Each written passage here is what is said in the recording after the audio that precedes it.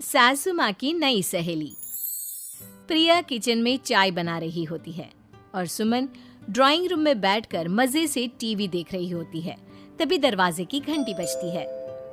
प्रिया, जरा देखना तो कौन आया है। देखती हूँ मम्मी जी। प्रिया दरवाजा खोलती है तो सामने पड़ोस वाली विमला आंटी खड़ी होती है। नमस्ते आंटी जी, कैसी हैं आप? मैं तो बिल्कुल ठीक हूँ बेटा, पर तेरी सास को क्या हुआ है? आजकल कहीं दिखती ही नहीं है। जब देखो तब टीवी के आगे जमी रहती है। अंदर तो आइए आंटी। अरे ओ दीपक की अम्मा, कहाँ हो? अरे बिमला, आओ आओ, क्या बात है, बड़े दिन बाद याद आई तुम्हें मेरी। मैं तो हमेशा ही तुम्हें याद करती हूँ, पर तुम ही गायब रहती हो और आजकल तो बाहर भी नहीं आती जाती। तबीयत तो ठीक है ना तुम्हारी? अरे तबीयत को क्या होना है, इस उम्र में तो कुछ ना कुछ लगा ही रहता है। मेरी छोड़ो, तुम ये बताओ कि क्या चल रहा है गली मोहल्ले में। तुम गली मोहल्ले की छोड़ो, चल तो तुम्हारे पड़ोस में रहा है। तुम्हारी नई सहेली आई है। मेरी कौन सी नई सहेली? मैं तो यहाँ बस तुमसे बातचीत कर लेती हूँ या फिर बाजू वाली शर्मा की बहू से दो चार बातें कर लेती हूँ। इसीलिए तो कहा कि तेरी नई सहेली आई है। अब कोई पड़ोस में आया है तो बात तो होनी ही है। कम से कम इसी बहाने हमारा भी एक ग्रुप बन जाएगा। फिर सब मिलकर अपनी बहुओं की शिकायतें किया करेंगे।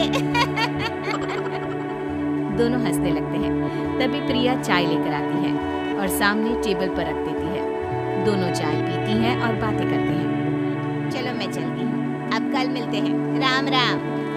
अगले दिन प्रिया किचन में कुछ काम कर रही होती है और सुमन आराम से सोफे पर बैठकर मटर छिल रही होती है। तभी डॉबल बजती है।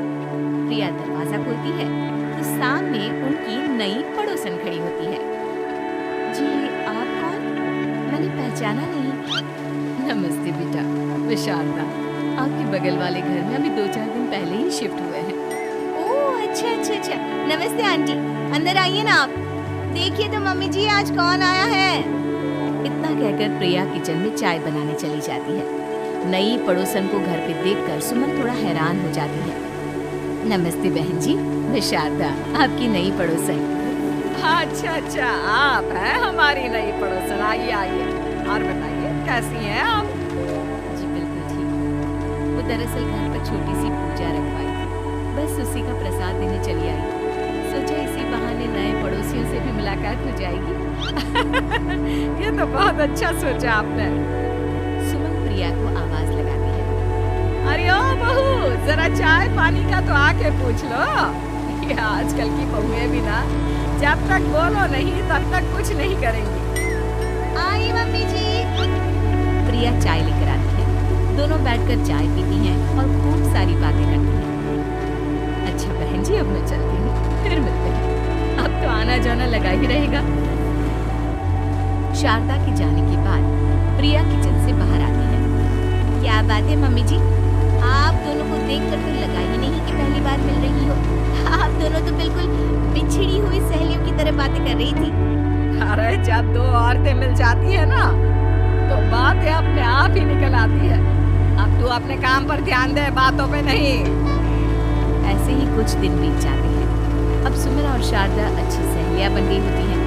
दोनों एक साथ मंदिर जाती, मार्केट जाती और कभी कभी तो विमला भी इनके साथ मिलकर खूब हंसी ठिठोली करती। एक शाम तीनों बैठकर सुमन के घर पर चाय पी रही होती है कि तभी बहुत तेज बारिश शुरू हो जाती है। सुमन जोर से प्रिया को आवाज लगाती है। प्रिया, ओ प्रिया, देख कितनी तेज बारिश हो रही है। जाके छत से सारे कपड़े ले आ, नहीं तो सब भीग जाएंगे। सुमन 2 बार आवाज लगाती है लेकिन प्रिया का कोई जवाब नहीं आता। शायद प्रिया कुछ काम कर रही है, इसीलिए कुछ जवाब नहीं दे रही। अरे काहे का काम, आराम फरमा रही होगी महारानी। तभी प्रिया बीमार हालत में अपने कमरे से बाहर निकलती है। हाँ मम्मी जी, क्या हुआ? मेरी तबीयत थोड़ी ठीक नहीं है ना, इसलिए आग लग गई। अरे सारे कपड़े भीग गए और तुझे सोने से फुर्सत नहीं है। सबके सामने सुमन के मुंह से ऐसी बातें सुनकर प्रिया उदास हो जाती है और छत से कपड़े उतारने चली जाती है। सुमन, ये क्या बात हुई?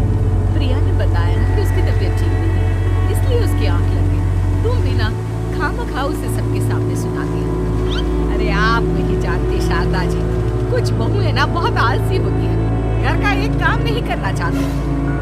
ऐसा नहीं है सुमन, तुम्हारी बहू तो बहुत प्यारी है, तुम्हारी सारी बात भी तो मानती है।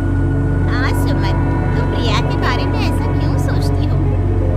मेरी भी दो बहुएं हैं, लेकिन मैं उन्हें अपनी बेटियों की तरह रखती हूँ। आखिर वो भी तो किसी की बेटियां ही है ना। और अगर तुम ऐसा ही व्यवहार करोगी तो एक दिन प्रिया भी तुम्हारे साथ ऐसा ही बर्ताव करेगी। शारदा और विमला की बातें सुनकर सुमन की तो बोलती बंद हो जाती है। वहीं प्रिया भी बाहर से सारी बातें सुन रही होती है।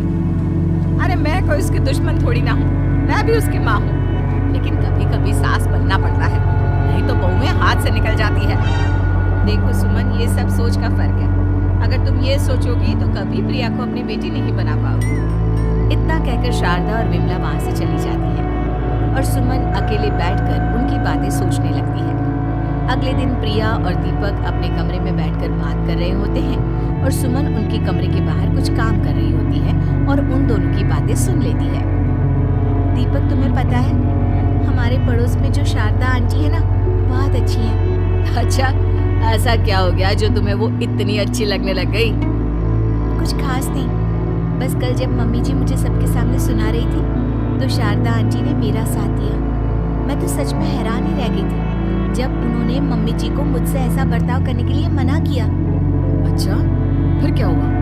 होना क्या था, शारदा आंटी तो मम्मी जी को समझा ही रही थी कि बहू को भी बेटी की तरह ही रखना चाहिए। लेकिन मम्मी जी तो मम्मी जी है ना, उन्हें तो मुझ में हमेशा कमी ही दिखती है। काश मुझे भी शारदा आंटी जैसी सास मिली होती जो मुझे भी अपनी बेटी जैसे समझती। सुमन ये सब सुनकर बहुत उदास हो जाती है और वहां से चली जाती है। प्रिया की बातें सुमन के कानों में बार बार गूंज रही थी। उसे बहुत शर्मिंदगी महसूस हो रही थी कि उसने प्रिया के साथ बहुत गलत किया है। अगले दिन सुमन शारदा और विमला को बुलाती है। क्या बात है सुमन, आज तूने ऐसे अचानक क्यों बुलाया? सब ठीक तो है ना? हाँ हाँ, सब ठीक है, तुम दोनों बैठो तो सही। तब तक दीपक और उसके पापा भी आ जाते हैं। प्रिया, तुम भी आ जाओ। क्या हुआ मम्मी जी, आपने बुलाया? हाँ प्रिया बेटा, मैं आज सबके सामने तुमसे माफी मांगना चाहती हूँ। मैंने आज तक तुम्हारे साथ बहुत बुरा व्यवहार किया है, लेकिन तुमने कभी भी मेरे साथ बुरा बर्ताव नहीं किया। मुझे अपनी गलती का एहसास हो गया है, हो सके तो मुझे माफ कर देना। प्रिया अपनी सास की बातें सुनकर हैरान हो जाती है। उसकी आंखों में आंसू आ जाते हैं। प्लीज मम्मी जी, आप मुझसे माफी मत मांगिए, मैं भी आपकी बेटी ही हूँ। वैसे एक थैंक यू तो मेरी नई सहेली को भी बनता है, जिसकी वजह से मुझे मेरी गलती का एहसास हुआ। शारदा बहन, आपका बहुत बहुत शुक्रिया जो आपने मेरी आंखें खोल दी। अरे क्या सुमन, तुम भी ना। तो फिर इसी बात पर चाय और पकोड़े हो जाए? हाँ हाँ, क्यों नहीं।